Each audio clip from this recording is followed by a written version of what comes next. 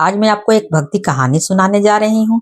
देवर्षि नारद और उनके भांजे पार्वत को तीनों लोकों में भ्रमण करने का सामर्थ्य था। एक बार इस मृत्यु लोक पर उतर आए और मजे में घूमने फिरने लगे। दोनों ने यह समझौता कर लिया था कि वे अपने अपने मन की अच्छी या बुरी कामनाएं एक दूसरे को बतला देंगे। घूमते फिरते वे दोनों एक बार राजा श्री जय के दरबार में पहुंच गए। उनका यथोचित सत्कार हुआ और उन्होंने वहां कुछ दिनों तक आराम किया।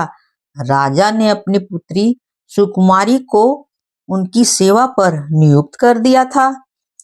कुछ समय बाद देवर्षि नारद सुकुमारी पर आसक्त हो गए और उनसे विवाह करने की कामना की, किंतु अपने निश्चय के अनुसार इसकी सूचना अपने भांजे को नहीं दी।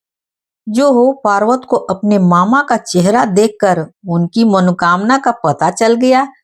उसने क्रोध में आकर नारद को श्राप दे दिया कि उसकी सूरत बंदर जैसी हो जाए। पार्वत ने कहा, सुकुमारी तुमसे विवाह तो कर लेगी, किंतु तुम उसको बंदर जैसे नजर आओगे। दूसरों को तुम्हारी असली रूप नजर आया करेगा। नारद को अधिक क्रोध आया कि एक ऐसा मनुष्य जो उसके पुत्र के समान है, उसे श्राप दे दिया कि वह अपनी इच्छा से स्वर्गलोक में नहीं जा पाएगा। इसी प्रकार क्रोध से भरे मामा भांजा एक दूसरे से अलग हो गए। जब राजा श्री जय को सुकुमारी के बारे में नारद की ऐसी इच्छा का ज्ञान हुआ, तो वह नारद जी से जैसे ही मुनि को अपना दामाद बनाने को तैयार हो गए और सुकुमारी का विवाह उससे कर दिया। कुछ काल बाद पार्वत अपने मामा नारद के पास गए और उनसे अपना श्राप वापस लेने को कहा। नारद ने क्रोध भरा उत्तर दिया कि पार्वत छोटा है, अतः पहले उसे ही अपना श्राप वापस लेना चाहिए। अंत में दोनों ने अपने अपने श्राप को वापस लेकर मेल मिलाप कर लिया। श्री जय ने उनसे वर मांगा कि उसे पुत्र प्राप्ति हो।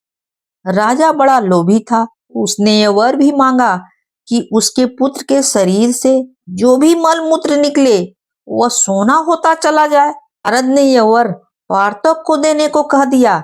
वार्तक ने वर दे दिया। समय पाकर राजा श्री जय के घर पुत्र उत्पन्न हुआ, जिसके पिता का घर सोने से भर दिया। राजा के घर में ऐसा सोना पैदा करने वाला पुत्र की खबर चारों ओर फैल गई। चोर उस लड़के को उठा ले गए और यह सोचकर कि उसके शरीर से बहुत सा सोना निकलेगा, उसे मार डाला। जब शरीर से सोना न मिला तो उसे उठाकर फेंक दिया और भाग गए।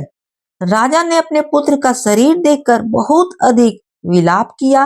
तब नारद और पार्वत ने राजा को 16 महान पुरुषों की कहानी सुनाई, जो अपने काल से भरे उत्थान में मरे थे।